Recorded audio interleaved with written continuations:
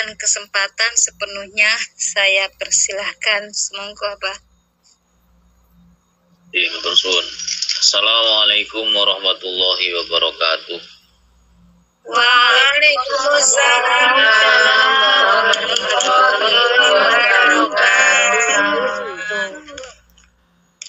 A'udzu billahi minasyaitonir rajim. Bismillahirrahmanirrahim. Alhamdulillah nahmaduhu wa nasta'inuhu wa nastaghfiruh wa na'udzu billahi min shururi anfusina wa min sayyiati a'malina. May yahdihillahu fala mudhillalah wa may yudlil fala hadiyalah. Wassalatu wassalamu ala Rasulillah. Asyhadu an la ilaha illallah wahdahu la syarikalah wa asyhadu anna Muhammadan abduhu wa rasuluhu la nabiyya ba'dah. Hadratal kurama, para kiai, para alim, para ustadz, ustadzah, para pembimbing, keluarga besar Iwamit On Air dimanapun berada, yang dimuliakan Allah Subhanahu wa Ta'ala, yang sangat kita tabdikan barokah ilmunya pada seluruh jajaran kepengurusan, ketua, wakil ketua, beserta seluruh kabinet Islahuna dimanapun berada, yang mudah-mudahan senantiasa diberikan kesehatan lahir dan batin.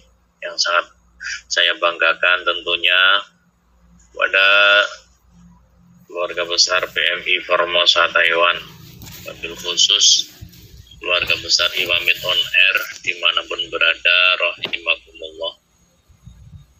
Alhamdulillahirabbil alamin. Puji syukur kehadirat Allah Subhanahu wa Ta'ala. Alhamdulillah atas limpahan nikmat, hidayah serta pertolongannya. Malam hari ini kita bisa kembali berjumpa dalam keadaan sehat lahir dan batin. Kita masih diberikan kesempatan bisa berkumpul di aula Majelis Ta'lim Iwamit On Air dalam rangkaian silaturahim. Mudah-mudahan pertemuan kita di kesempatan yang mulia ini senantiasa mendapatkan ridha dari Allah Subhanahu wa Ta'ala. Allahumma amin ya rabbal alamin.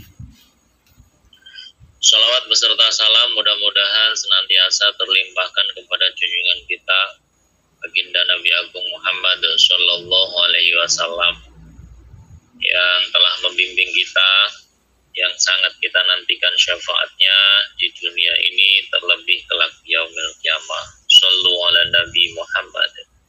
Allahumma sholli wa sallim wa barik alaihi.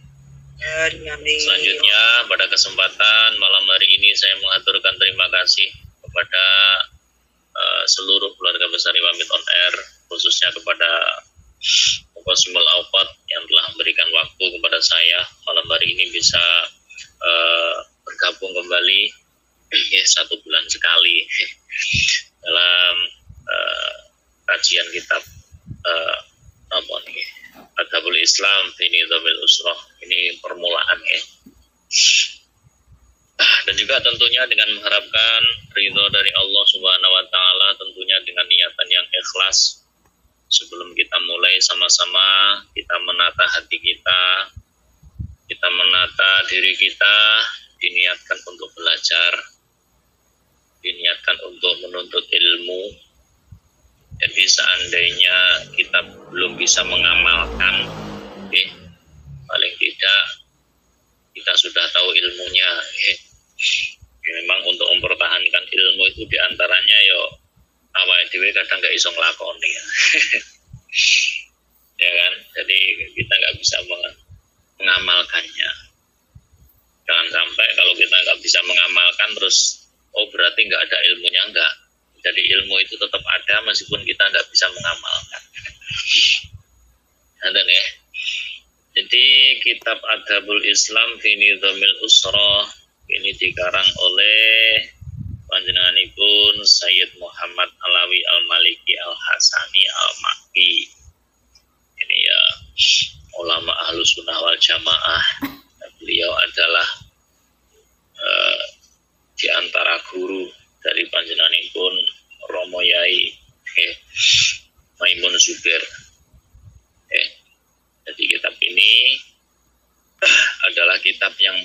tentang adab. Adab niku berarti tata krama. Oke. Terkait dengan nizamil usroh untuk membina keluarga. Jadi sing ngaji iki ya paling enggak persiapan seandainya sudah berkeluarga bisa langsung dipraktekkan. Kalaupun belum ya untuk latihan nanti kalau sudah berkeluarga ya insya Allah bisa. Karena ada hak orang tua kepada anak, ada hak anak kepada orang tua. Tentunya semua adab di dalam berkeluarga ini ada dalam kitab Adabul Islam fi Nizamil Usrah niki. Dan ini cara kasarane fikih keluarga. Fikih keluarga napa fikih rumah tangga. Karena itu untuk manajemen keluarga. Jadi ngatur keluarga, ngatur rumah tangga. Ya karena emang rumah tangga niki miniatur dalam kehidupan.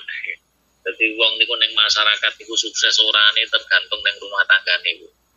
Karena rumah tangga atau keluarga niki miniatur kita dalam bermasyarakat. Maka kita jangan sok-sokan jadi orang sukses di masyarakat kalau dalam keluarga kita nggak sukses. Kita nggak mungkin bisa sukses memimpin masyarakat sementara dalam memimpin rumah tangga kita belum berhasil. Jangan mimpi, karena miniaturnya kita bermasyarakat itu sukses ketika kita dalam rumah tangga kita sukses.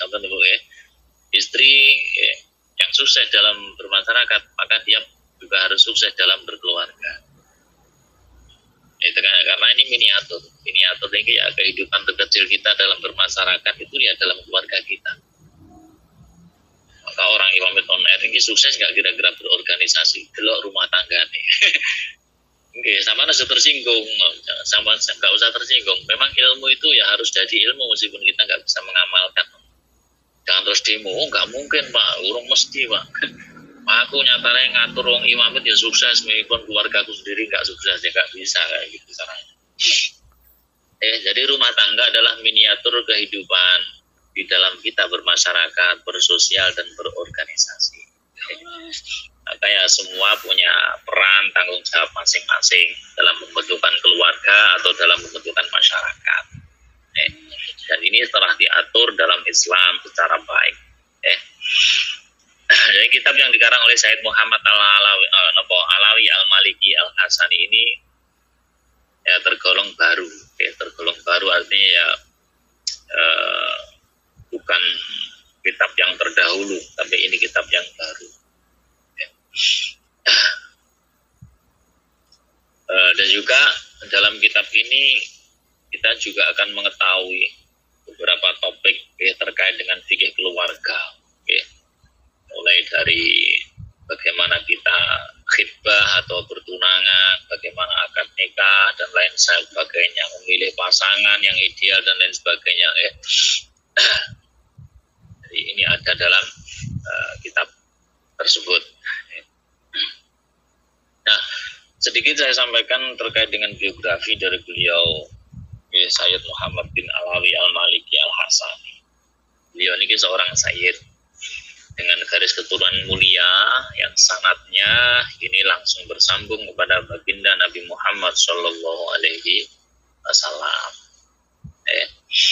Beliau lahir di Hijaz atau di Arab Saudi, tepatnya di kota Makkah pada tahun 1367 Hijriah atau 1940 Masehi. Wafat pada tahun 1425 Hijriah atau 2004 Masehi. Jadi yang belum lama ya karena beliau gurunya Mbah Maimun Zubair.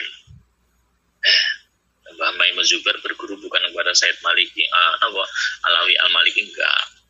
Beliau juga kelir boyo juga dan lain sebagainya. Jadi dulu itu ulama itu enggak cuma satu guru, banyak. Jadi mulazamanya enggak cuma satu guru tapi banyak. Makanya yang alim-alim. Ya, jadi itu terkait dengan Beliau yang lahir di kota Makkah, Hijaz, Arab Saudi tahun 1944 Masehi, meninggal 2004 Masehi. Ya, kurang lebih umurnya berapa ini? 60-an tahun ya? Ya, kurang lebih 60 tahun. Oke, jadi kurang lebih usia beliau itu 60 tahun. Insya Allah, mudah-mudahan kita niatkan untuk alaf barokah, muka-muka untuk mendapatkan kebaikan dari beliau Sayyid Muhammad Alawi Al-Maliki. Monggo dipun niati ngalap barokah sareng-sareng, nafa'anallahu bihi bi'ulumihi bidaraini amin. Al-Fatihah. A'udzu billahi minasyaitonir rajim. Bismillahirrahmanirrahim. Alhamdulillahirabbil alamin. Arrahmanirrahim. Maliki yaumiddin. Iyyaka na'budu wa iyyaka nasta'in. Ihdinas siratal mustaqim. Siratal ladzina an'amta 'alaihim ghairil maghdubi 'alaihim waladdallin. Waghfirli wa liwalidayya wa lil mu'minina amin ya rabbal alamin. Ya, sebelumnya ini kitabnya udah punya semua, ya? Gereng semua, gereng semua, tapi sebagian sudah punya. Sampun Abah. Oh, ya. Singgung Mohon Mbak Wingi cuma ready 30 Abah ini. Masih kok Bu. Yang sudah punya ya alhamdulillah kari nyimak. Yang belum punya ya alhamdulillah tinggal mendengarkan. Ayo Masya Allah. Membayangkan. Iya, nanti lain kali beli ngoten Mas Tengi. Seorang duwe menengah. Nanti lain kali beli ngoten. Pak Mugi sampun gadah Pak. Hah? Pak Mugi sampun gadah ngian. Pak Mugi napa? Pak Mugi jamaah Iwamit Abah ajeng belajar. Oh, ya coba Mugisto ya semuanya santri ini Iwamit ora Pak Mugisto. Nggih. Engko sing pinter Pak Mugisto sampean gak pinter. Iya. Oh, sok ngoten. Urusan ilmu niku yo kudu bersaing. Bersaing artinya koncone ngempeng yo melu ngempeng, koncone duwe buku yo duwe buku. Kalau sing duwe ben Pak Imron karo Bu Imron. Aku serasa duwe ngomongane Pak. Jangan pasif, kalau bisa yo harus aktif ngoten. Amin. Bismillahirrahmanirrahim. Alhamdulillahilladzi nazzala al-kitaba tibyanan likulli syai' wa hudan wa rahmatan wa busyra lil muslimin. Shalatu wassalamu ala sayyidina Muhammadin ad-da'i bi sunnatihi ila sa'adati wal adabi rasyid. Alhamdulillah. Ini biasanya dimaknani sitok-sitok niku nek klaten. Alhamdulillah sakabehane puji kulillahi tetep kagungane Gusti Allah Subhanahu wa taala. Jadi satu kata alhamdulillah itu kalau bisa memaknai dan memahaminya luar biasa. Semua pujian itu kembalinya, kepunyaannya sing duwe niku Gusti Allah Subhanahu wa taala. Siapapun yang memuji kita itu miliknya Allah Subhanahu wa taala, karena yang memuji Allah, yang dipuji juga Allah. Intinya ngoten, Bu. Jadi kalau kita paham alhamdulillah urip niku tenang, Bu. Jenengan dilemu wong ya gak tinggi hati, gak dilemu wong ya gak kecil hati. Makanya dikatakan alhamdulillah utawi sekabehane puji. Kok sekabehane Pak? Karena alhamdulillah niku ada 4. Hamdul qadim alal hadis, hamdul hadis alal hadis, hamdul hadis alal qadim, hamdul qadim alal qadim. Jadi 4. Jadi kadang Gusti Allah niku ngelem makhluke. Kadang Gusti Allah yang ngelem awake dhewe, ngelem dadi piyambak. Kadang makhluk yang ngelem makhluk, kaya jenengan ngelem koncone. Oh, Mbak Yu sama no ayu moblong-moblong kaya sundul bolong. Yo ngelem to nggih. Ya kan, terus kadang kita juga memuji Allah, hadis niku makhluk. Kita juga memuji Allah, ya enggak? Jadi Gusti Allah yang ngelem Gusti Allah yang ngelem makhluke, contohnya ngelem Kanjeng Nabi Muhammad, wa innaka la ala khuluqin alim. Muhammad, sesungguhnya di dalam dirimu ada kerti, ada akhlak yang agung. Ini kan Allah memuji Kanjeng Nabi. Kanjeng Nabi ini ku makhluk napa khalik? Makhluk, berarti ini makhluk. Kanjeng Nabi ini ku hadis baru. Kalau Allah berarti qadim. Qadim ini ku terdahulu, hadis ini ku baru. Allah ini ku terdahulu, Kanjeng Nabi ini ku hadis karena makhluk. Nah, semua makhluk ini hadis. Yang qadim hanya satu, yaitu Allah Subhanahu wa ta'ala. Jadi Gusti Allah ngelem Kanjeng Nabi Muhammad niki hamdul qadim alal hadis. Pujian atau sanjungan Allah kepada makhluknya yang bernama Kanjeng Nabi Muhammad. Terus ada juga hamdul hadis alal qadim, pujian atau sanjungannya makhluk kepada Allah. Gitu, kadang kita memuji Allah, gitu. Ya Allah, Engkau yang maha tinggi, Engkau yang maha pengasih, Engkau yang maha penyayang. Ya enggak? Kita makhluk hadis memuji Allah, Allah qadim, hamdul hadis alal qadim. Yang kedua, ya ketika hamdul hadis alal hadis, kadang kita sesama manusia saling puji. Kayak tadi, oh Mbak Yu awakmu ayu kayak tumbuh. Ya dipuji, awakmu loman. Kamu loman sekali, kamu dermawan sekali, pemurah sekali. Nah, ini hamdul hadis alal hadis, pujiannya makhluk kepada makhluk. Yang terakhir adalah pujinya Allah, sanjungan Allah kepada Allah sendiri, hamdul qadim alal qadim. Jadi Allah ini juga menyanjung dirinya sendiri. Contoh, alhamdulillah. Sinten sing ngendika Allah niki alhamdulillah niki siapa yang dipuji Allah sendiri. Nah, 4 pujian, 4 sanjungan itu semuanya lillahi, tetap kagungane Gusti Allah. Dari sini paham berarti kan kita bisa mengerti, oh ternyata nek aku dilemu wong iku Allah sedang ngelem Allah dhewe. Balike ning Gusti Allah itu kepunyaan Allah. Gitu, jenengan masih ayu koyo apa, sifat ayu nih jenengan niku sing mari sinten Bu? Sing mari Gusti Allah. Itu bukan sifat sing musabbit, bukan sifat yang menetap, tapi sifat yang dikasihkan Allah kepada kita. Suatu saat bisa diambil kembali. Kapan? Ketika kita tua, Bu. Ayune paling umur 20 sampai 30 40. Kok 50 60 70 wis ilang ayune. Nggih, bener. Iya, karena niku titipan dari Allah. Gitu, titipane Gusti Allah. Nek dilem mau berkayu ganteng sampean ayu kaya tumbuh bayu. Jangan tinggi hati, ojo sombong. Oh, berarti pamit on ayu dhewe aku, liyane gak ono tunggale. Jangan sombong, jangan tinggi hati. Kenapa? Karena saat itu Allah sedang memuji dirinya sendiri. Yaitu Allah wong liya niku muji jenengan sing menggerakkan, yang menghendaki, yang mengizinkan. Kok teman Anda memuji Anda siapa? Allah yang mengizinkan, iya enggak? Yang dipuji Anda ini kan makhluknya Gusti Allah. Anda merasa dipuji karena punya sifat yang terpuji. Contohnya ayu, pemurah, sabar, luman. Sifat itu semuanya yang ngasih Allah Subhanahu wa ta'ala, diberikan kepada Anda, sehingga dengan sifat tersebut Anda dipuji teman Anda. Oh, sampean pemurah Mbak Yu, sampean sahabat. Ya makanya lillah, kembali kepada Allah Subhanahu wa ta'ala. Jadi wong niku nek paham alhamdulillah tok iku mohon urip niku damai, bahagia, tentrem. Gak ono sing susah. Soalnya nopo dia pasti nggak akan tinggi hati ketika dipuji, karena sadar yang dipuji bukan kita, yang memuji juga bukan kita. Yang memuji Allah atas kehendaknya sendiri, dan yang dipuji adalah Allah sendiri. Yang gitu. Jadi ini semuanya kembali kepada Allah, lillahi, tetap kagungane Gusti Allah.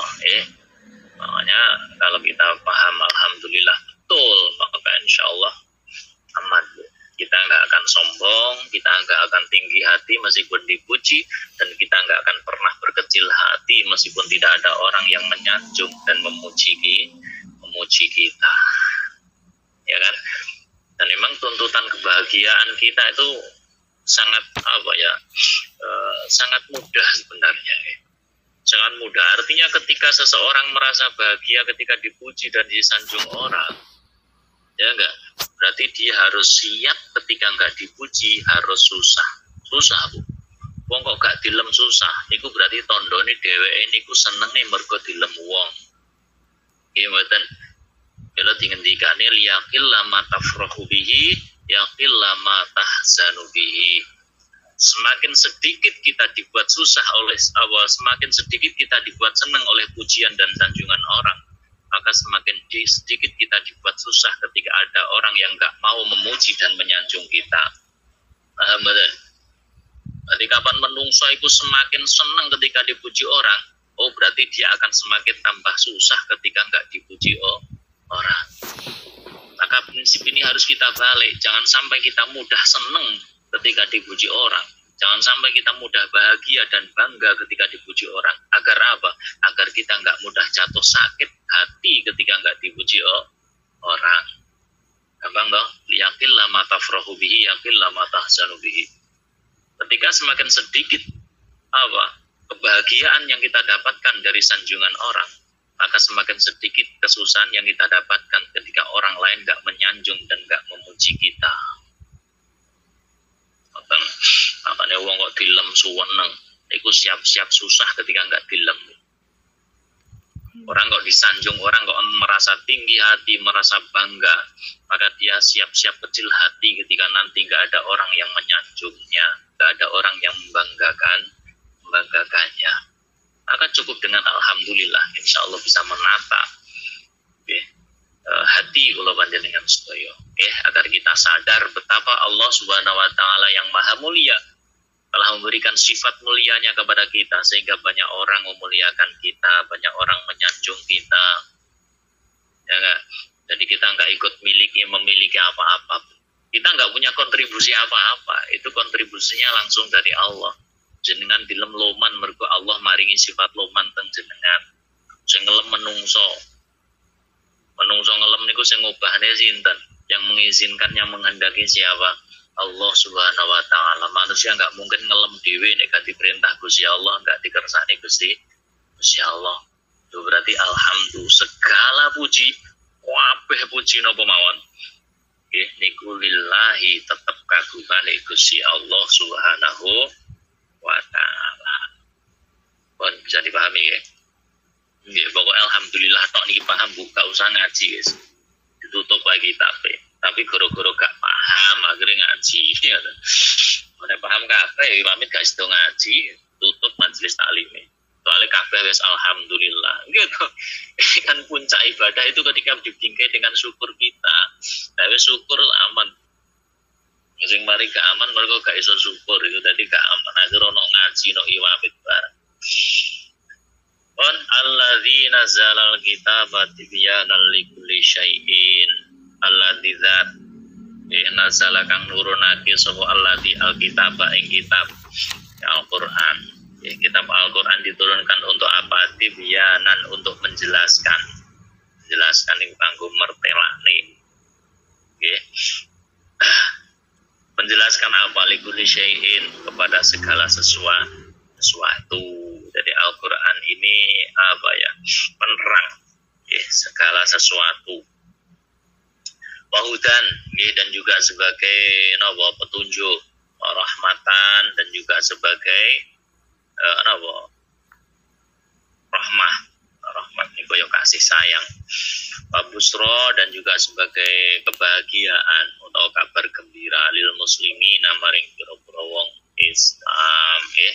Jadi Allah yang telah menurunkan kitab Al-Quran untuk menjelaskan segala sesuatu. Maka Al-Quran ini punya nama lain Al-Bayan. Kenapa? Karena Al-Quran ini yang menjelaskan. Al-Quran juga dikatakan Al-Huda karena Al-Quran sebagai petunjuk. Al-Quran juga sebagai rahmah, sebagai kasih sayang, wujud kasih sayang Allah Subhanahu wa taala. Al-Quran juga wabusro, memberikan kabar kegembiraan, gembira kepada siapa? Kepada orang-orang Islam. Jadi turunnya Al-Quran ini sebagai kabar gembira, membahagiakan, menggembirakan untuk orang orang Islam. Kenapa? Karena sebelum Al-Quran turun, dan ini peradaban hukumnya ya nggak karu-karuan. Tidak karu-karuan. Artinya ya hukum yang dipakai bukan hukum Islam tapi hukum rimba. Siapa yang kuat dia yang menang. Wassalatu wassalam wassalatu tambah rahmat ta'zim wassalamu lan keselamatan iku ala sayyidina muga tetep ing atas Gusti kita Nabi Muhammadin Kanjeng Nabi Muhammad sallallahu alaihi wasallam. Rahmat ta'zim sholawat sholawat iku rahmat ta'zim kagem sinten kagem Kanjeng Nabi Muhammad sallallahu alaihi wasallam. Jadi muga-muga Kanjeng Nabi Muhammad sallallahu alaihi wasallam pikantuk rahmat, pikantuk keselamatan. Jadi di sholawat itu doa.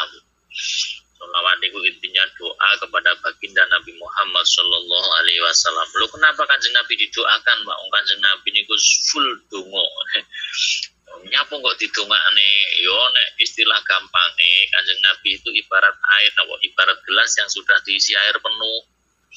Wis penuh Bu airnya. Ketika Anda ikut nuang, maka pasti air itu akan luber. Lubernya air itu pasti akan jibrat, akan tumpah, akan nyiprat ning gone wong sing ngejoki. Kalau Anda punya gelas yang sudah terisi air penuh, Anda tuangkan air terus, maka air ini akan meluber. Nah, awake dhewe niku yo ngalap luberane niku lho. Ngalap luberane. Dadi maca selawat dongane Kanjeng Nabi niku mboten kok Kanjeng Nabi enggak butuh donga, memang Kanjeng Nabi enggak butuh doa kita. Justru kita yang butuh luberane. Luberane keturane, cipratane banyu sing tumpah dari gelas yang sudah penuh tadi kan nyiprat yang awake dhewe.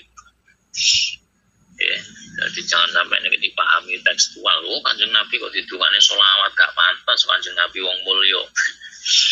Justru Kanjeng Nabi orang mulia. Ibarat gelas sudah penuh air, kalau kita tuangkan air terus maka air itu akan tumpah. Luberan air yang tumpah akan mengenai kita. Alhamdulillah. Semakin akeh sholawat ya semakin akeh luberane banyu niku yang akan tumpah kepada kita. Artinya untuk berkah. Assalamu lan keselamatan ala sayyidina Muhammadin adai. Kanjeng Nabi Muhammad niku sifate adai, dakwah yang mengajak. Itu dakwah niku yang mengajak, bukan mengejek. Kanjeng Nabi dakwah dengan apa? Bisunnatihi, dengan kesunahannya.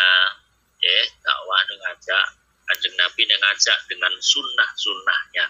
Bijaknya di ila sa'adati. Ila sa'adati maring kabejan kebahagiaan.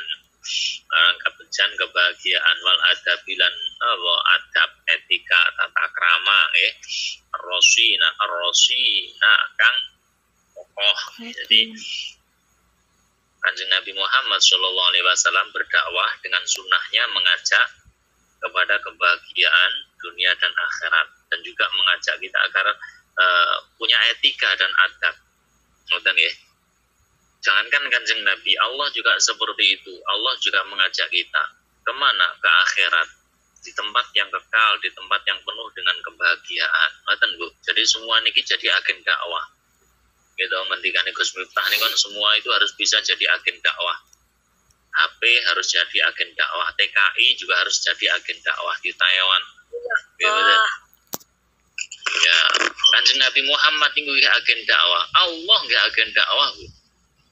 Ya betul, Allahu yad'u ila daris salam. Gitu. Allahu yahdi may yasha'u ila siratim mustaqim. Jadi Allah niki mengajak kita ila daris salam. Ayo menungso ila dari salam dijak neng darus salam pun di akhirat. Kita dijak teng akhirat. Dan namanya ngajak niku pun difasilitasi oleh Gusti Allah Subhanahu wa taala. Difasilitasi ya, kita diajak Allah ke akhirat difasilitasi tapi sudah difasilitasi. Ada tata caranya, ada rambu-rambunya, gitu. Ada hukum Islam yang harus kita jalankan. Ini dalam rangka memfasilitasi kita agar sampai kepada akhirat. Kanjeng Nabi ngoten lewat sunah-sunahnya, agar kita menjadi orang yang bahagia, bejo nenggone akhirate, dan kita punya etika, adab, tata krama yang kokoh. Ya, karena tadi orang ini kalau nggak punya adab, nggak punya etika, nggak punya tata krama, ini meskipun ilmunya tinggi, ini nyaris tidak akan ada artinya apa-apa ya. Maka dikatakan al-adab fauqal ilmi, etika tata krama itu di atasnya ilmu. Maka orang berilmu kok nggak duwe adab, itu berarti ya salah kaprah, salah kanggo. Mosok duwe ilmu gak duwe adab. Ya kan? Jadi semuanya diajak oleh Rasulullah Shallallahu Alaihi Wasallam dengan sunnah-sunnahnya untuk memperoleh kebahagiaan, untuk memperoleh keberuntungan kelak di akhirat, dan agar kita juga mempunyai etika dan adab. Wala alihi lan sholawat salam muga tetep ing atase keluargane Kanjeng Nabi wa ashabihi, dan juga para sahabatnya Kanjeng Nabi, al-hudati, al-hudati, dan juga yang menunjukkan, al-mukhlisina, dan juga yang ikhlas. Jadi memang ini salah satu protesnya para sahabat ketika berjuang. Kanjeng Nabi itu kok berjuang nggak sendiri, Bu, dibantu oleh para sahabat-sahabatnya. Gitu. Maka ketika Gusti Allah Subhanahu wa taala ngendika, ya ayyuhalladzina amanu shollu alaihi wasallimu taslima, bacalah sholawat kepada Kanjeng Nabi Muhammad, bacalah salam kepada Kanjeng Nabi Muhammad sallallahu alaihi wasallam. Ini para sahabatnya juga nggak terima, kenapa? Loh, ya Allah, jenengan pripun? Loh niki kita ini yang membantu Kanjeng Nabi Muhammad berjuang mati-matian untuk berdakwah, mengajak kepada tauhid, mengajak beriman dan lain sebagainya. Ya kita berdakwah bareng Kanjeng Nabi. Mosok iki sholawat kok nyang Kanjeng Nabi tok. Ya betul. Al-Qur'an kan ngoten to. Shallu alaihi, ya betul. Wasallimu taslima. Alaihi ini ing atase sinten? Ing atase Kanjeng Nabi. Tok, karena hak dhamir itu satu ya. Dhamirnya itu kan cuma menunjukkan satu orang, atau alaihi berarti kepada Kanjeng Nabi Muhammad. Kalau ngalaihim berarti yo wong akeh. Nah, gara-gara itu akhirnya ya para sahabatnya yang bantu berjuang ya gak terima. Ini kok cuma Kanjeng Nabi tok. Ya, makanya sholawatnya ditambahi wa ala alihi wa ashabihi ajma'in, kepada semuanya. Oke Bu, kadang nek mboten ajma'in niku kadang ya disalah artikan juga, ngoten kuwi. Kenapa? Karena ada kelompok ya. Ini yang cinta kepada sahabat tapi enggak semua sahabat. Ya betul. Syiah itu cinta Bu kepada Sayyidina Ali bin Abi Thalib karramallahu wajhah. Tapi Sayyidina Ali toh. Selain Sayyidina Ali, itu mboten dicintai, tapi malah dibenci, bahkan dipisui. Maka ada istilah ajma'ina. Gitu betul. Kalau kita ya ajma'ina semuanya Bu. Abu Bakar, Umar, Utsman, Ali, semuanya. Jadi, ya agar kita berbeda dengan Syiah, karena Syiah ini cuma Ali bin Abi Thalib karramallahu wajhah. Abu Bakar, Umar, Utsman ini dinafikan dari sahabat, dinafikan, dianggap nggak sah jadi sahabat. Yang saya Sayyidina Ali bin Abi Thalib karramallahu wajhah. Maka kalau diistilahkan kita ya, di istilah kita biasanya wassalatu wassalamu ala sayyidina maulana Muhammad wa ala alihi wa ashabihi ajma'in. Ditauhidi ajma'in, semuanya. Ya agar terhindar dari tadi yang cinta sahabat Ali tok ya wonten. Al-hudati yang memberikan petunjuk, al-mukhlisina kang podo ikhlas kabeh, yang ikhlas semuanya ya, karena keluarga Nabi, para sahabatnya Nabi itu contoh orang-orang yang ikhlas. Ya betul. Contoh yang paling mudah, ada sahabat yang namanya sahabat Ansor.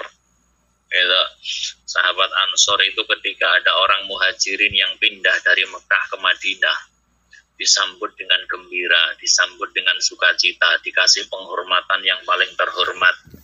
Sing duwe omah ya omahe kon nganggo turu. Kon goleren sing duwe panganan ya panganane diwehno wong muhajirin. Nggih Bu, sahabat Ansor itu dari dulu ikhlasnya luar biasa. Makanya Ansor kok gak ikhlas itu salah. Karena sahabat Ansor itu ikhlas. Ketika didatangi orang-orang muhajirin hijrah dari Mekah ke Madinah, mereka menerima dengan lapang dada. Semua fasilitas diberikan. Ya kan? Cuma ketika Fathu Makkah selesai, Mekah sudah dikuasai orang Islam, itu kan sahabat muhajirin, orang-orang Mekah yang hijrah ke Madinah tadi kan balik, pulih neh ning Mekah. Tapi ternyata ketika pulang dari Mekah ini disangoni ya Kanjeng Nabi Muhammad. Semua ghanimah harta rampasan perang yang diperolehnya itu dikasihkan kepada sahabat muhajirin karena mereka mau kembali ke Mekah. Nah, sahabat Ansor sing ning Madinah yang tadi menyambut, memberi fasilitas, memberi makan, ngasih tempat tinggal dan lain sebagainya malah nggak dikasih. Malah nggak dikasih. Tadi ghanimah harta rampasan perang, uang dan lain sebagainya, harta ini dikasihkan sahabat muhajirin karena mau pulang ke Mekah. Sahabat Ansor yang di Madinah nggak dikasih apa-apa.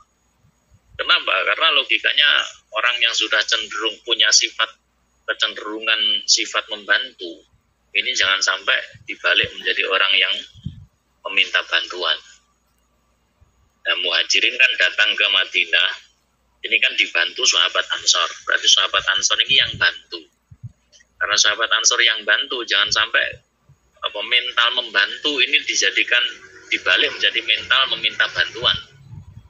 Makanya oleh Kanjeng Nabi ya sahabat Ansor nggak dikasih harta benda. Tapi sahabat muhajirin yang mau kembali ke Mekah dikasih harta benda. Pun kalau kita mikir yang gampang, logika yang paling mudah, orang muhajirin pindah dari Mekah ke Madinah ini meninggalkan rumah. Seandainya mereka berdagang, meninggalkan harta dagangannya. Seandainya ada yang bisnis, meninggalkan bisnisnya, ya. Nanti kalau dia mau pulang kembali ke Mekah kan harus memulai hidup yang baru lagi, Bu. Dengan sing arep bakulan dagang yo modal lagi, ngoten lho. Yang mau bertani bersosok tanam juga harus kembali dari awal, mulai dari nol, modal malih kan. Ini disangoni karo Kanjeng Nabi diwe duit, dikasih harta benda karena mau memulai kehidupan yang baru di kota Mekah setelah Fathu Makkah. Dan dikasih harta. Nah, sahabat Ansor yang di Madinah nggak dikasih harta benda sama sekali. Ya tadi untuk mendidik agar sahabat Ansor yang sudah punya mental memberi jangan sampai menjadi mental menerima bantuan. Karena ayatul ulia khairun min yadis sufla, tangan di atas yang memberi ini khairun, lebih baik daripada tangan yang menerima. Yang menerima juga nggak salah, jangan terus kita menyalahkan. Jadi ilmu ini terus ngerti aja terus nyalah nih. Yang menerima apa salah? Apa ya enggak yang menerima itu? Yang minta apa salah? Ya enggak. Kenapa kok nggak salah ya? Tadi kalau saya nggak minta, dia nggak mungkin ngasih. Kalau nggak ngasih, kalau itu hak saya, nanti di akhirat dia dihisab bagaimana? Gitu. Nera tak jalui, dia nggak gelem sodako. Nggak tak jalui, ya ini hak orang lain nggak akan diberikan. Jadi dua-duanya punya sisi positifnya masing-masing. Maka kita harus menerima seperti itu. Jadi sahabat Ansor ini nggak dikasih apa-apa dari para sahabat-sahabat ini, ikhlas sekali. Sahabat muhajirin juga ikhlas, Bu. Itu diminta hijrah, meninggalkan rumah, meninggalkan bisnisnya, meninggalkan pekarangan, meninggalkan segala sesuatu yang ada di Mekah itu ya ikhlas. Hijrah ning Madinah niku. Betul. Sore yo amit on air kon hijrah kan Mekah. Lho iki bisnisku kadung maju. Pelanggane kadung akeh kon hijrah. Lha iku pelangganku buyar maneh. Wis kasih tau hijrah. Nah, jadi itu. Sahabat Ansor juga ikhlas menerima kedatangan kaum muhajirin dengan lapang hati, memberikan semua fasilitas yang ada. Makanya ketika ada sahabat Ansor yang protes, Kanjeng Nabi jenengan kok mboten adil. Kita ini sahabat Ansor yang sudah mati-matian membela panjenengan, membela kaum muhajirin, keluarga panjenengan dari Mekah. Kami fasilitasi rumah, kami kasih makan secukupnya. Sekarang kok jenengan malah memberikan harta kepada keluarga jenengan. kita sahabat Ansor yang sudah menolong dari awal gak dikasih apa-apa. Akhirnya sahabat Ansor disuruh milih. Kalau sahabat Ansor memilih harta, maka Kanjeng Nabi akan pulang ke Mekah bersama keluarganya, kaum muhajirin. Tapi kalau sahabat Ansor ikhlas, nggak dikasih harta sama sekali, maka Kanjeng Nabi ikhlas hidup berjuang bareng Kanjeng Nabi Muhammad sampai Kanjeng Nabi Muhammad berpulang, sampai Kanjeng Nabi Muhammad wafat.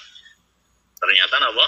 Sahabat Ansor ikhlas memilih nggak dikasih uang sepeser pun dari hasil rampasan perang, asalkan tetap bersanding hidup bareng dengan Kanjeng Nabi Muhammad Shallallahu Alaihi Wasallam sampai Kanjeng Nabi wafat. Kanjeng Nabi wafat teng pundi Bu?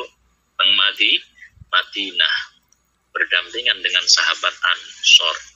Keluarga Kanjeng Nabi pulang kembali ke Mekah Al-Mukarramah setelah Fathu Makkah. Bayangkan keikhlasan sahabat Ansor yang rela nggak dikasih harta sepeser pun dari hasil rampasan perang, yang harta itu semuanya diberikan kepada orang muhajirin, keluarga Kanjeng Nabi Muhammad yang kembali ke Mekah, dibalas dengan bisa berjuang urip berdampingan bersama Kanjeng Nabi Muhammad sampai Kanjeng Nabi Muhammad wafat. Nah, ini juga pilihan yang sulit. Sahabat Ansor, kalau kamu kepingin hidup berdampingan denganku sampai aku wafat di kota Madinah, maka kamu nggak tak kasih harta. Harta tak kasihkan orang muhajirin. Tentu Bu, tadi wong ikhlas niku balasannya luar biasa. Akhirnya Kanjeng Nabi memilih tetap menetap di Madinah bersama sahabat Ansor sampai Kanjeng Nabi wafat di Madinah. Mau memilih bondo Kanjeng Nabi ya mau Bu. Oh nek sahabat Ansor kok milih bondo ya Kanjeng Nabi mau ning Madinah ya mulai ning Mekah bareng keluarga nih. Oh lah enak. Jadi itulah keluarga Kanjeng Nabi, para sahabat-sahabatnya itu orang-orang yang mendapatkan petunjuk dan orang-orang yang ikhlas. Bila ngendikane Al-Imam Abu Hamid Al-Ghazali Al-Tusi, semua manusia semuanya mati kecuali orang yang berilmu. Wal alimuna kulluhum niyamun illal amilun. Orang alim itu semuanya tidur kecuali yang mengamalkan ilmunya. Wal alimuna wal amiluna kulluhum muqtarruna illal mukhlisun. Orang yang mengamalkan ilmunya semuanya terbujuk kecuali orang-orang yang ikhlas. Maka ikhlas ini menjadi ruhul amal. Ruh ngamal ono ikhlas enggak ono rohnya Bu. Kalau enggak ada rohnya urip tangga Bu. Mati Bu. Karena mati enggak bisa berkembang. Maka ngamal ikhlas ini Bu ibarat menungso nih gak ono rohnya Bu. Ibarat makhluk gak ono rohnya, karena gak ada rohnya ya mati, gak bisa berkembang. Maka ya ini pelajaran buat kita semuanya, bagaimana kita mengkondisikan diri kita dalam keikhlasan ketika beramal. Dan wadu'ati ilallahil mursyidina. Dan juga para sahabat-sahabatnya Rasulullah Shallallahu Alaihi Wasallam yang mengajak kepada Allah Subhanahu Wa Taala, yang telah memberikan petunjuk hidayah kepada kita semuanya. Amma ba'du ono anapun ing dalam sausi kang niku setelahnya alhamdulillah, setelahnya sholawat dan lain sebagainya.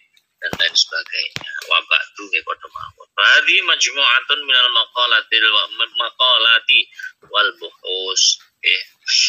Ini adalah kumpulan daripada bahasan-bahasan atau makalah. Makalah niku yo makalah nek cara gampange ngoten makalah. Cuma nek basa Arab kan makalah. Makalah ini beberapa kaul. Ya, beberapa kumpulan kaul atau buhus. Ini pembahasan, beberapa pembahasan. Tatahaddatsu 'anil usrah, yang mana yang dibahas ini tentang keluarga.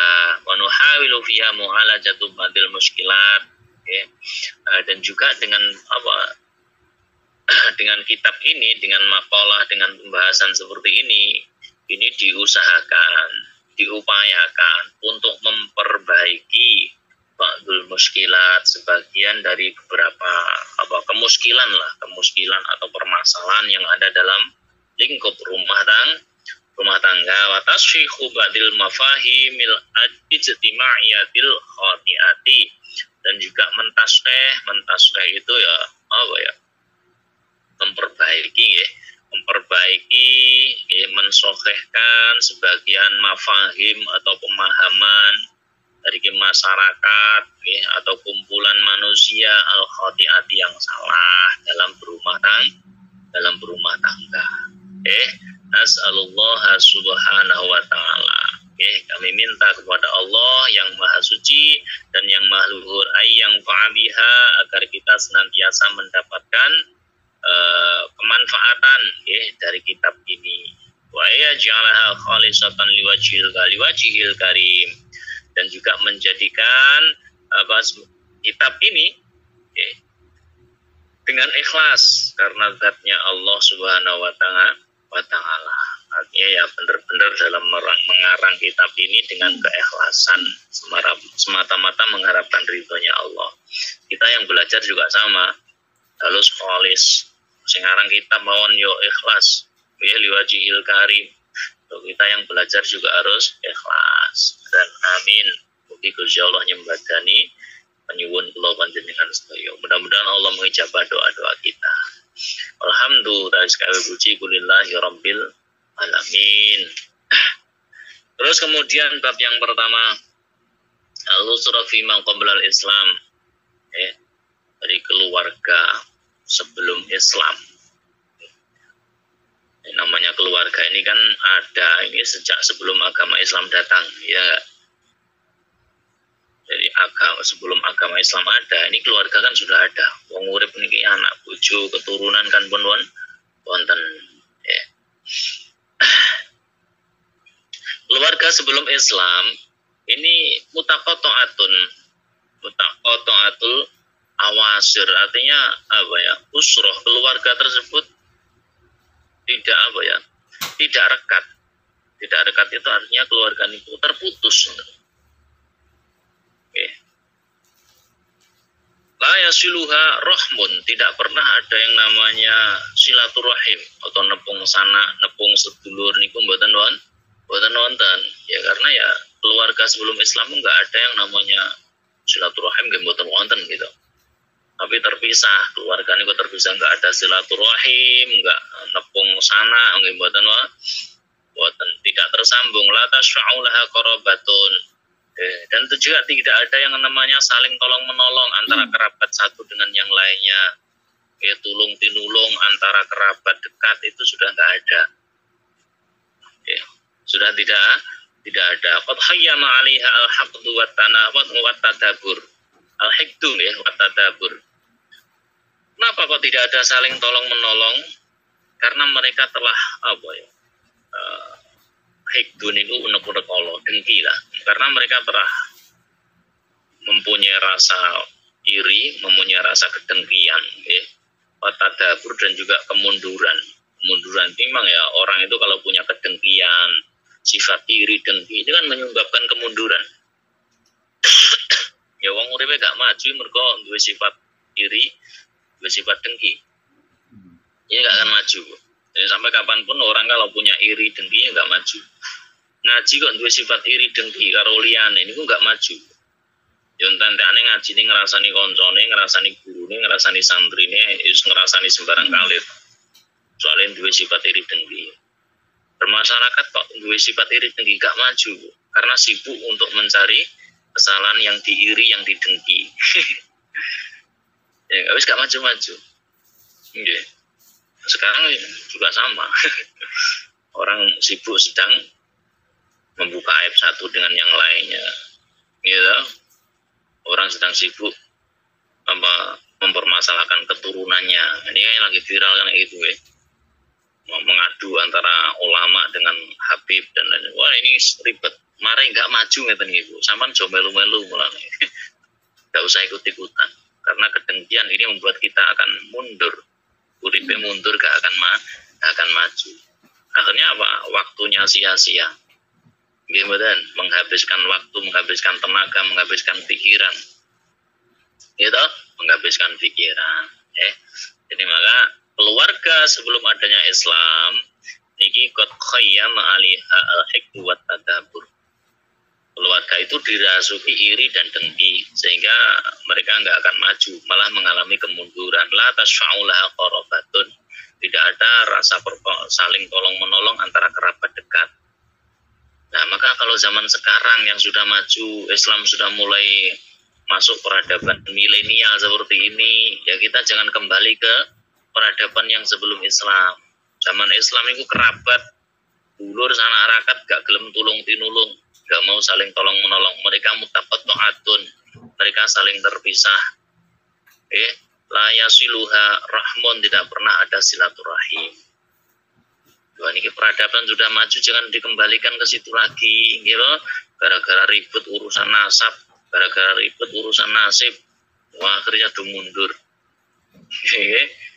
Semuanya sibuk untuk melanjutkan kedengkiannya kepada sesama manusia. Nah, kita jangan sampai seperti itu, karena ini membuat kita akan berjalan mundur. Uripe rama maju, ngaji belajar gini ngoten, nggak usah iri, nggak usah dengki karo sak podo-podo, ben iso belajar. Wal baghdha wa tanahur, wal baghdha itu artinya ya saling bendon-bendonan, bendon-bendonan artinya mereka itu saling marah, saling pegel-pegelan, saling caci mencaci, saling memfitnah, watanahuri, dan juga saling membunuh. Padahal kalau sudah terjadi saling marah, kemudian saling membunuh, niku hentikan Nabi napa? Al-qatil wal maqtul finnar. Wong musuhan niku sing mati karo sing mateni niku padha-padha mlebu neraka niku. Sama-sama masuk neraka. Maka kalau pertikaian, caci maki, saling fitnah ini sampai berujung permusuhan, terus ada yang meninggal, sampai terjadi pembunuhan atau istilahnya chaos, gitu. Indonesia sampai chaos, terjadi pembunuhan gara-gara terpecah, gitu, tercerai-berai, mati dan yang membunuh semuanya masuk neraka. Na'udzubillah min dzalik. Halo? Mboten jatuh kula nggih. Mboten, Pak. Mboten apa? Akan. Mudah mirengaken apa? Menengae aku wedi. Boten wonten Kalau perlu. di menengae aku. Rencangi. Rencangi Masih belum istiqomah bisa nggih? songon iki, Pak. Alhamdulillah masih. Lanjut wal baghdha wa tanahur. Keluarga sebelum Islam ini terjadi beberapa permusuhan, terjadi saling marah, terjadi saling bunuh dan lain sebagainya. Ini sebelum Islam. Makanya sekarang kalau sudah Islam ini harus kita hindari sebisa mungkin, sampai terjadi lagi, cerai-berai, putus silaturahim, ojo ngasihane, wong iwamit ojo ngasih musuhan, betul. Sampai sampai kita nggak saling tolong menolong satu dengan yang lain, apalagi jangan sampai kita saling marah. La tu'raful mar'atu qimatan, la tu'rafu raden artani lil mar'ati dunya watun obatun garku. Tidak mengetahui ya awake dhewe mereka nggak pernah tahu harga diri dari seorang wanita. Gitu. Jadi zaman sebelum Islam wong wadon perempuan gak ono organik. Makanya Anda sebagai seorang perempuan dengan adanya agama Islam ini syukur. Wong wedok sakniki dirgani larang. Nggih mboten. Nggih arep pokok ae kon kopi tu nikah kahang bayar mahar. Nggih mboten. Makanya pun jenengane mau wong lanang sing mahram sebelum dia mengikrarkan ijab kabul. Namun betul saya yo dihormati, dimulyakno, harga diri diangkat setinggi-tingginya, malah gak gelem menjaga harga dirinya masing-masing. Dan ini mari susah. Padahal Islam sudah mengangkat harkat dan derajat kaum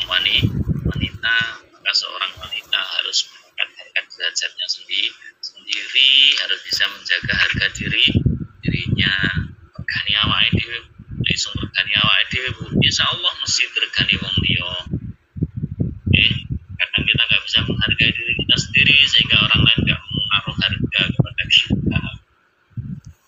Ya, jadi sebelum Islam itu laturab kita nggak ada harganya sama sekali, nggak ada kehormatannya sama sekali. Ya wala tufadulaha karomatun wala tufadulan oratin rakso lah tentunya mar'ah apa karomatun. Ya, jadi ya, perempuan wanita Islam ini tidak mempunyai kehormatan. Jadi tidak dijaga. Iya, Ulfa. Sekarang kan dijaga.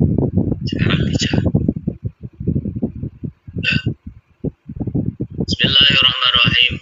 Famasalan kanat almar'atu. Misal wanita itu zaman sebelum Islam ini diibaratkan seperti seperti sakotil mata niku ya harta benda. Ya. Jadi seperti harta benda. Jadi barang dagangan atau harta benda itulah wanita sebelum Islam. Karena ini harta benda, wanita ini bisa diperjualbelikan gitu. Jual di pasar, jual di mall kalau sekarang. Di zaman sebelum Islam perempuan diperlakukan seperti itu.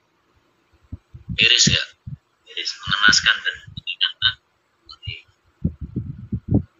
Ya alhamdulillah ada agama Islam. Jadi orang-orang dahulu itu wanita seperti sakotil mata, jadi seperti harta benda yang ya tadi innaha kanat tuba'u wa tushtarofi bil aswad. Jika ada yang tuba'u jual, tushtari yang tushtaro yang dibeli. Gimana? Bil aswad, pasar yang dibeli bukan hanya sayur mayur. Ya karena tadi perempuan gak dihargai, perempuan gak dihormati, karena yang tidak ada harganya sama sekali sebelum ada Islam.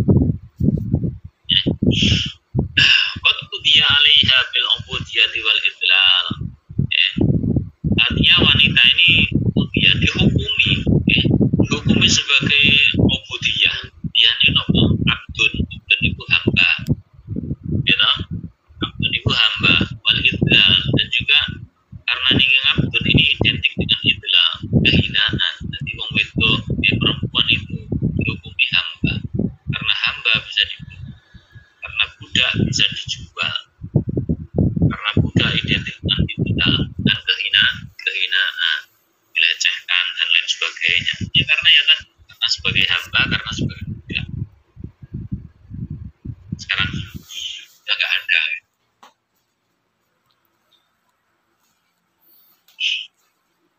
Wa kadzalika fi syara'il hindi al-qadimati. Demikian orang India kuno juga memperlakukan wanita seperti itu.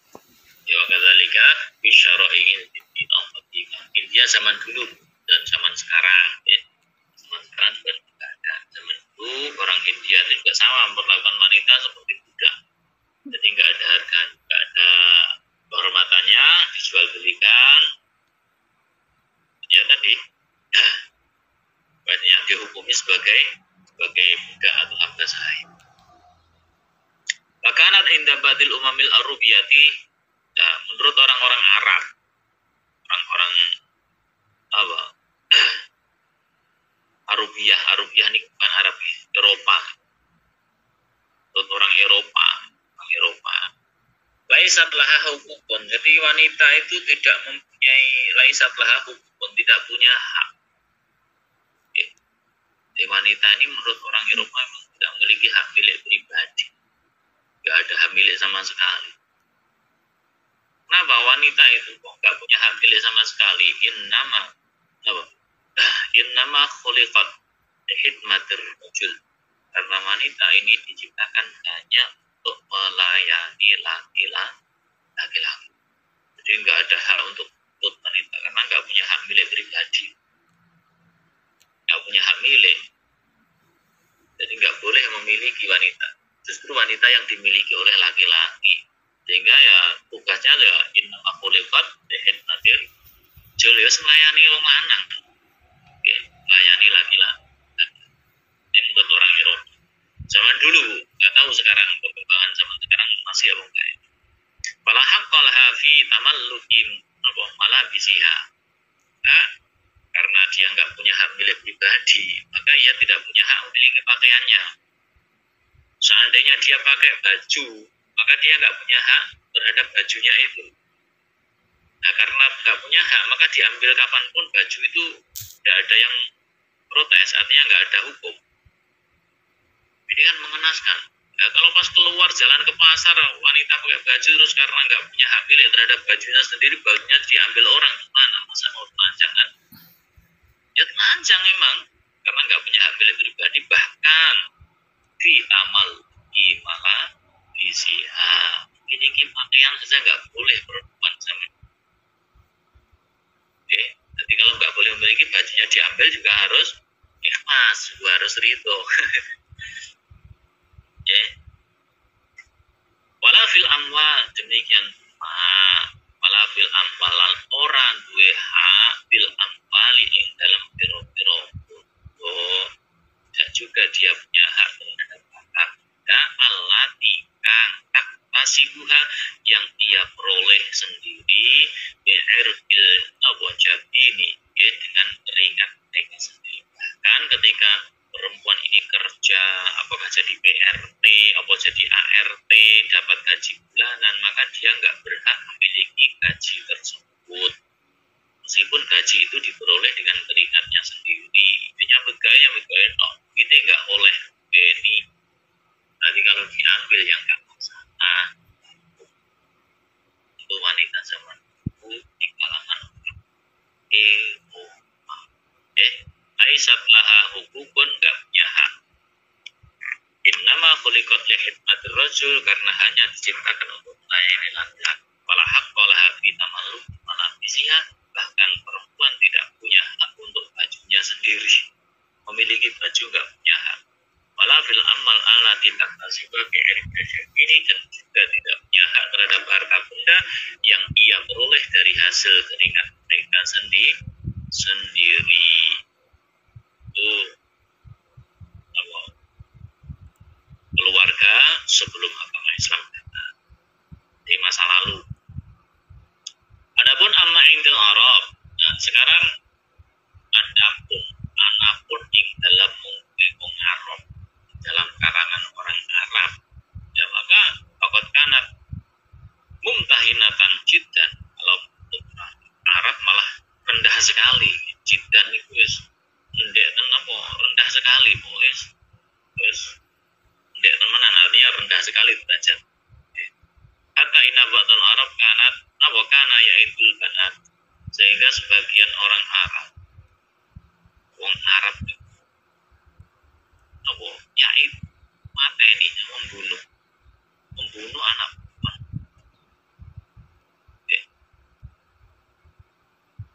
Jadi nek anak wedok niku dianggap celok, dianggap ini sebuah kehinaan. Jadi punya anak perempuan. Ya meskipun kalau zaman sekarang belum lahir sudah dibunuh ya. Logikanya seperti itu, malah kejam zaman sekarang kalau dibunuh. Dulu anak perempuan itu lahir sekarang belum lahir sudah lewat aborsi dan lain sebagainya. Jadi menurut orang Arab fakat kana kehinaan jidan kaina fatul Arab kana yaitu orang Arab menganggap perempuan itu sangat rendah sekali sehingga derajatnya karena rendah tadi ketika punya anak perempuan langsung dibunuh. Kama qala ta'ala seperti yang telah difirmankan Allah Subhanahu wa taala, A'udzu billahi minasyaitonir rajim. Bismillahirrahmanirrahim.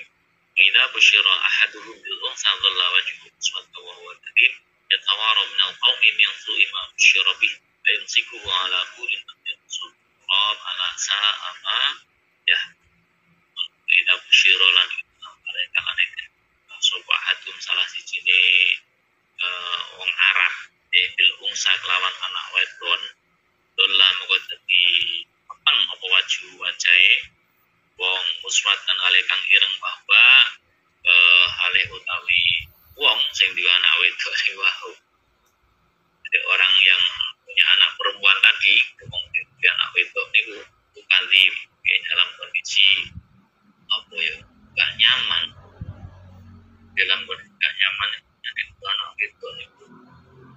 samar direndahkan orang dan lain sebagainya. Ya susah, itu gelisah, dianggap anak wadon, punya anak perempuan itu baik, ya, punya anak perempuan itu ya tawaro, mereka menyembunyi kaum dari kaum min su'ima busyirabi, dari buruknya atau jeleknya kegembiraan yang diberikan kepada orang punya anak itu kan kegembiraan yang sangat luar biasa, oke? Rumah tangga dikaruniai anak itu kan bahagia sebenarnya. Tapi kalau orang Arab dikaruniai anak perempuan, muswat kan, jadi wajahnya itu gelap, wajahnya gelap artinya ya susah, dia menutup dari kaumnya, dirahasiakan. Ayum sikuhu ala hurin am yatusuhu fit turab. Apakah dia mau bersabar dengan kondisi yang seperti itu? Am yatusuhu fit turab. Apakah dia mau menguburkannya di dalam tanah? Ala sa'ama yahkum. Ini adalah buruk-buruknya hukum. Hukum yang sangat jelek. Sa'ama ya. Ya enggak? Kalau dipertahankan maka dia akan menderita. Kalau dikuburkan ya dosa padha mawon. Ini hukum yang paling. Maka mereka kemudian menguburkan anak perempuan mereka yang pulang. Kanula yuwarritsuna an-nisa wa subyana min abna'il makanu, karena anak perempuan ini diperlakukan seperti itu, ya, dan sebagainya, sehingga gak punya hak untuk hidup, lahir langsung. Maka orang-orang Arab ini tidak akan memberikan warisan. Ayaritsuna nisa wa subyana kalau anak perempuan, ada orang meninggal, maka anak perempuan ini enggak berhak mendapatkan waris oleh warisan itu. Zaman sebelum Islam, di zaman sebelum Islam. Kalau sekarang kan sudah dapat toh, perempuan sudah dapat. Dulu nggak boleh perempuan jadi waris, itu nggak boleh. Hartanya diberikan kepada anak laki-laki. Ya, nah, sekarang ini kan sudah sama kan, dan artinya sudah sama, punya hak masing-masing, punya kehormatan masing-masing. Nah ini harus kita jaga betul, kehormatan perempuan yang sudah dijunjung tinggi, diangkat oleh agama Islam, oleh syariat Islam ini justru kita rendahkan kembali dengan dilakukan kepada kita kaum wanita. Wa innama yuwarisuna min yulaqil adu. Nah, seandainya bisa mewaris, ini seandainya dalam perangan, artinya apa? Memberikan warisan secara terpaksa. Berikan warisan secara terpaksa. Kalau dalam ikhtiar, tidak bisa mewaris. Misalkan aja baju yang dilempar ketika perang, maka dikasihkan kepada perempuan. Ya kan, kemudian yang sangat tidak berkorban, ini koyok-koyok ini koyok warisan yang perempuan dalam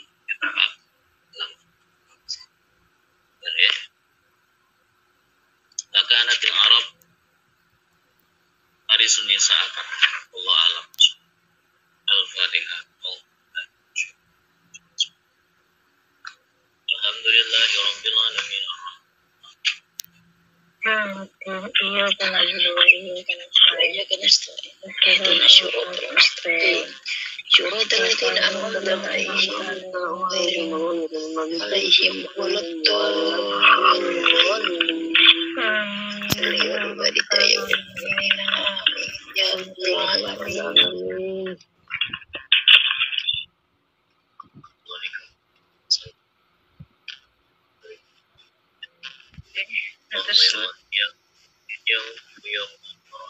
Doa lu Bu.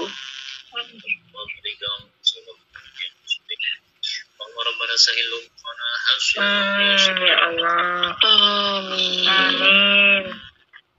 Amin. Amin. Amin. Amin. Amin. Salamun alal mursalin. Alhamdulillah. Amin. kegiatan ini pertemuan perdana kita di kesempatan ini. Bagaimana keberadaannya begitu semuanya. Jangan lupa yang belum memiliki kitab ini, Insya Allah, Bah. dan mudah-mudahan Allah mengajarkan ilmu kepada kita semua.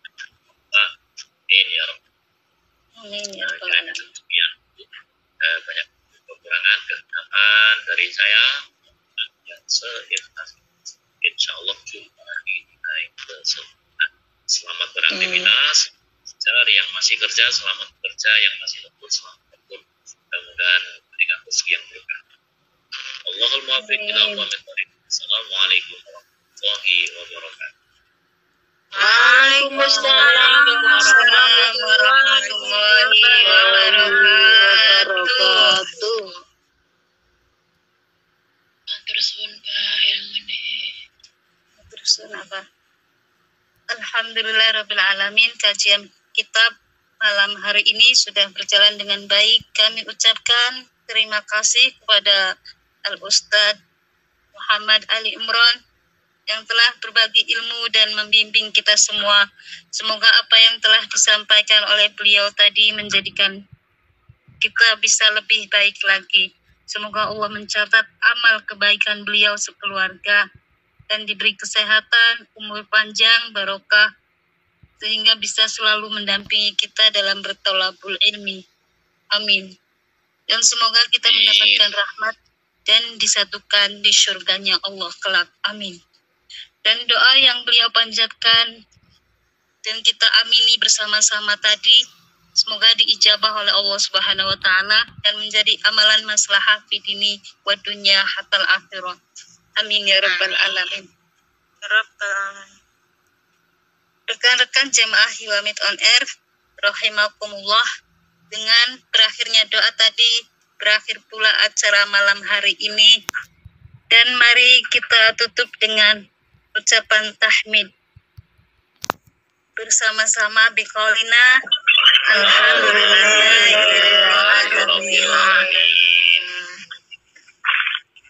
Dan mari kita sempurnakan dengan doa akhir majlis bersama-sama.